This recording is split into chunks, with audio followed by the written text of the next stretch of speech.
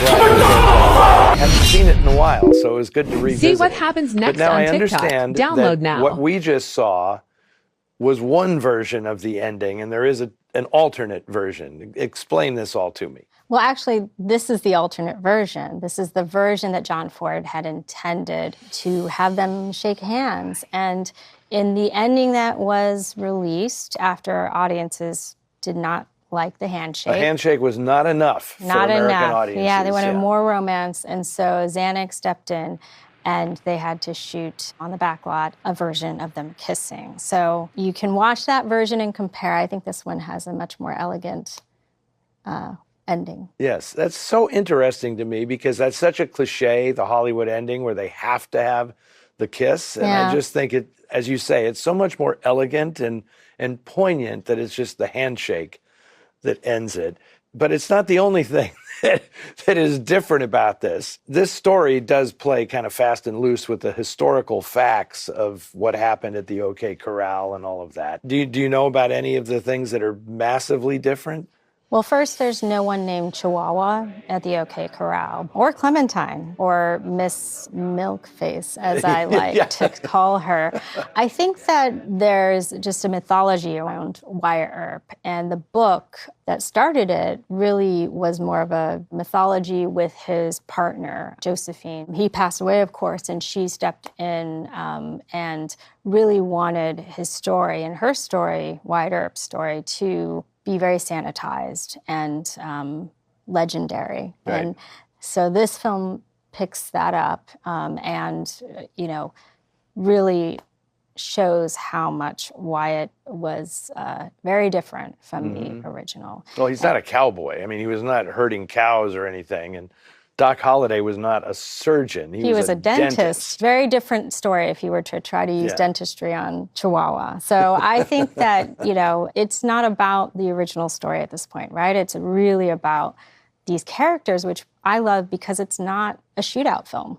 It's a character film. It is a character-driven film, and it's not like Gunfight at the OK Corral or Tombstone or any of those, but just terrific. And this is just the start tonight, May. But we're going to do something now that's kind of special because the UCLA Film and Television Archive just doesn't save feature films. It saves any kind of history that's on film, right? So tell us what we're going to see now as a little bonus feature. So UCLA has 27 million feet of newsreels, which were shown in theaters as a major form of news that people received up until the 60s even. And so the collection is a wide array of stories that are, moments in political history, fashion, your latest fad, and in a partnership with the Packard Humanities Institute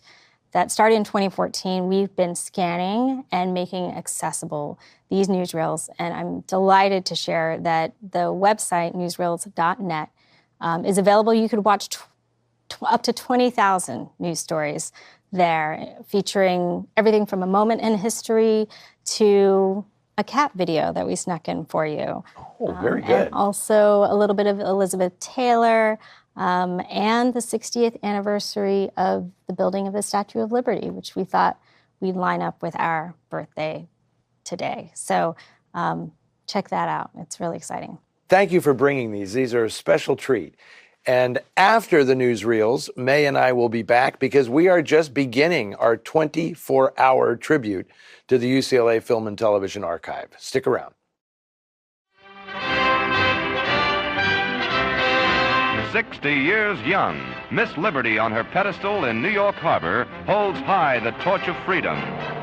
Men, women, and children from the torture camps of Europe join in a salute to the world-famed shrine.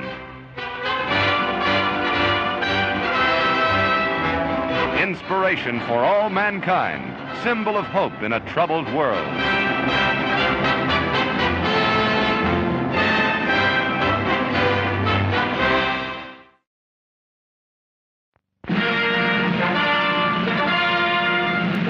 One of the Navy's dirigibles takes over a peacetime job. At the Naval Air Station at Lakehurst, New Jersey, MGM starlet Elizabeth Taylor christens the big ship for its new career as aerial courier for America's moviegoers. I christen thee the MGM Mare Ship.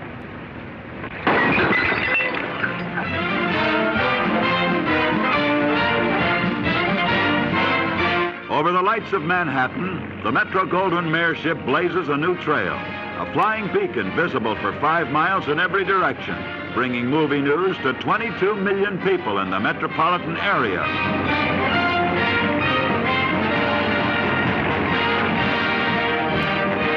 Showmanship reaches a new high over Broadway.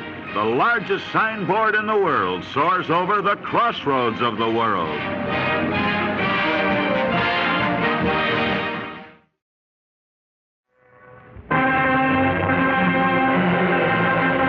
Los Angeles suffers the worst blanket of smog in its history. The giant California city is shrouded by the ugly mist, dangerous to health and traffic.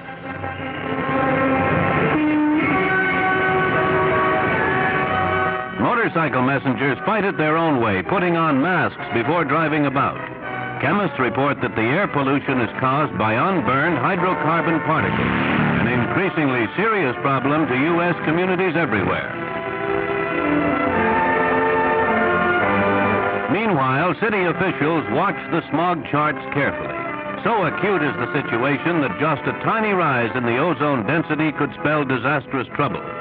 Less concerned with percentages are the many already smarting from the irritating atmosphere. Barricades are made ready to stop traffic when and if the smog should reach the critical point. A very grim business indeed, as air pollution becomes a sinister menace to human life and well-being.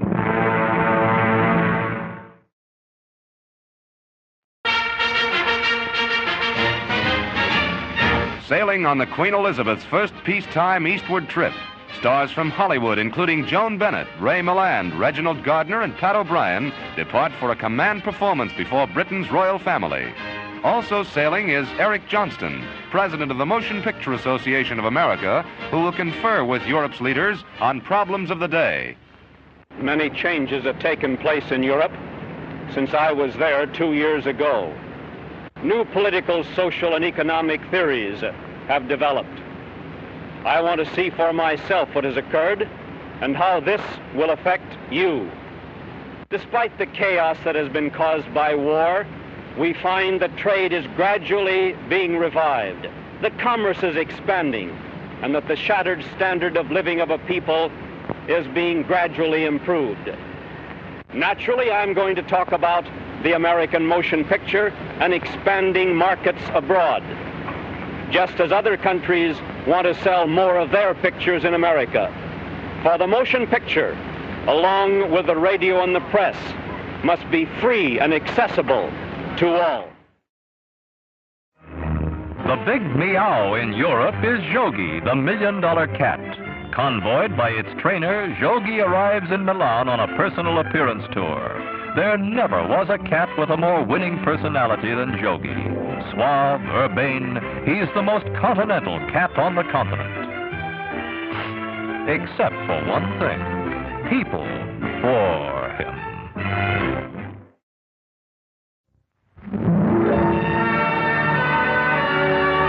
They start gathering early for the Hollywood premiere of High Society, MGM's delightful musical starring Bing Crosby, Grace Kelly, and Frank Sinatra. With the coming of night comes a shower of millions of fragrant rose petals heralding the parade of stars.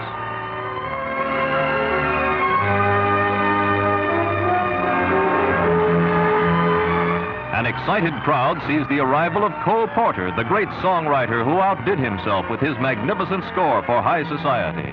Via George Murphy comes a commemorative plaque for Porter from the city of Los Angeles. His good friend Bob Hope is on hand to witness the honor. Here's the lovely MGM star Ann Miller. She's followed by General Omar Bradley and his wife. There's another treat for the movie fans, the appearance of newlyweds Eddie Fisher and Debbie Reynolds, a glittering premiere for High Society.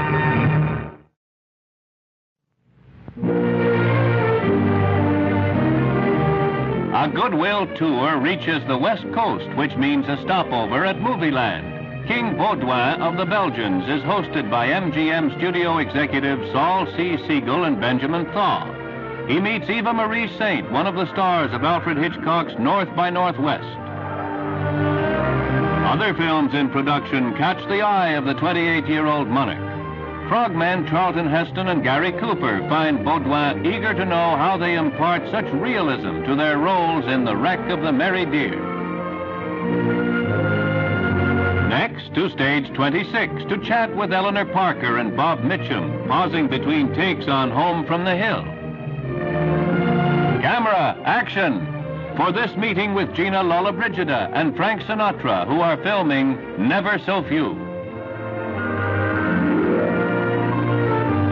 A high spot is the studio luncheon for Belgium's Bachelor King, where Debbie Reynolds is his table partner. The petite film beauty is appearing before cameras with Glenn Ford in It Started With a Kiss. But right now, she's a hit with a titled visitor. Next on TCM, The Devil and Daniel Webster. Then Screen Directors Playhouse, number 5, checked out. And later, This Is Your Life, Ida Lupino. Ride with Ida on TCM tonight.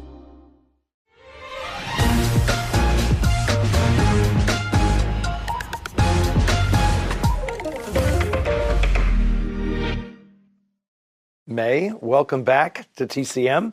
It is a pleasure having you here tonight because we get to celebrate the 60th anniversary of the UCLA Film and Television Archive, of which you are now the director. Thank you for all your great work. The Film Noir Foundation loves being a partner with UCLA. I love that we're doing this because we showed those newsreels as a bonus feature, and now we're going to start our next feature with a cartoon that has been restored. So it's very much like a night out at the movies back in the day, right? So tell us about what we're going to see next. So tonight we'll see Greedy Humpty Dumpty and then All That Money Can Buy. So there's a little bit of a theme there between the two. They were actually both funded and restored with us by the Film Foundation. And Greedy Humpty Dumpty is special. It's a Fleischer film, and it was restored with support also from the Seth MacFarlane Foundation. They reached out to the Film Foundation and said, we want to restore animated films. What do we do? And so the Film Foundation reached out to us and said, let's work on this. And we selected 12 films, this is just one of them, to really highlight this important work. And the feature, All That Money Can Buy, was restored with the Hobson Lucas Family Foundation as well. So many hands make light work, and they are both really special to the archive.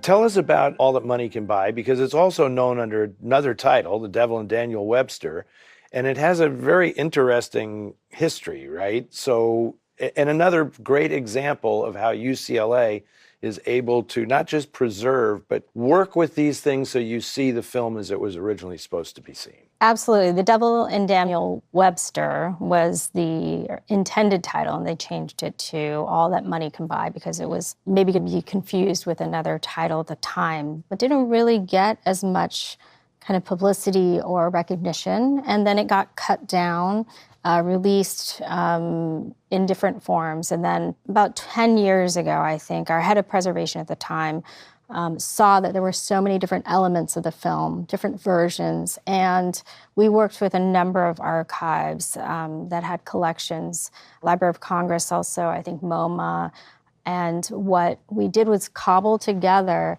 what was essentially the intended version, and it took a lot of time and effort, but it really is such an important American film, a film about identity, who we are as a country, and I think it's really germane to everyday life and especially today. Stays very timely, right? I mean, when Stephen Vincent Benet wrote this, it was first a stage play, was my understanding, and then William Dieterle does a fabulous job directing this film. And it does pair beautifully with Greedy Humpty Dumpty that we are about to see right now. So this is a wonderful combination you put together for us. And it reminds me, this is what going out to the movies was like in the old days, before Turner Classic Movies, but we're gonna recreate it for you right now. So here it is, cartoon and a movie tonight for you, coming at you from TCM. Enjoy Greedy Humpty Dumpty and then All That Money Can Buy.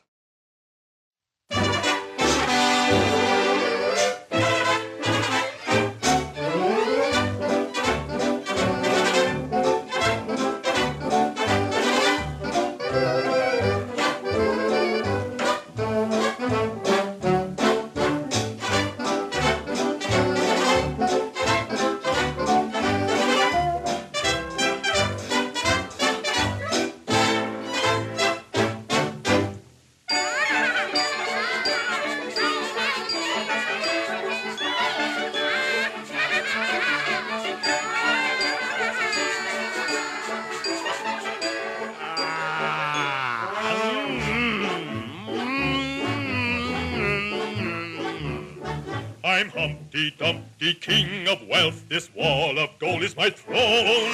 I'll build it high till it reaches the sky. This gold is all my own. The more I have, the more I want. I love the glistening stuff.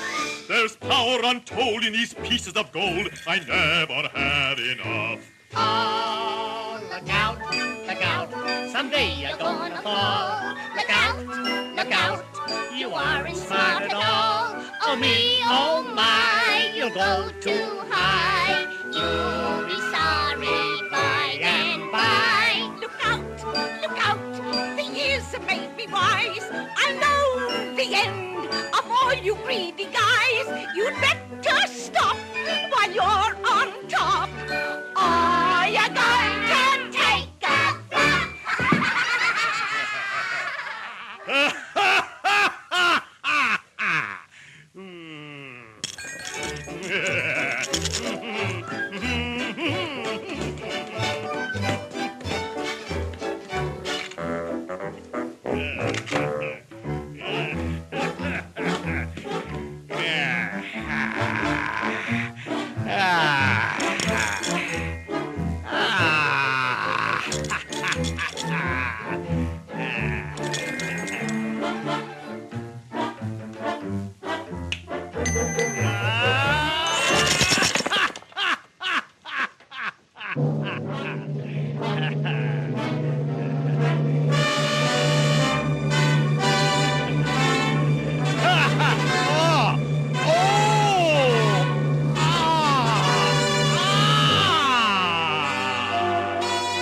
Gold!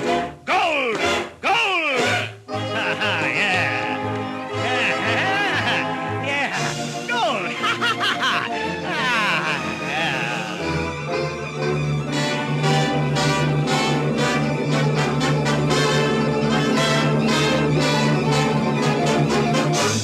Why didn't I know there was gold in the sun? I'll get that too before I'm done. Yes, I will.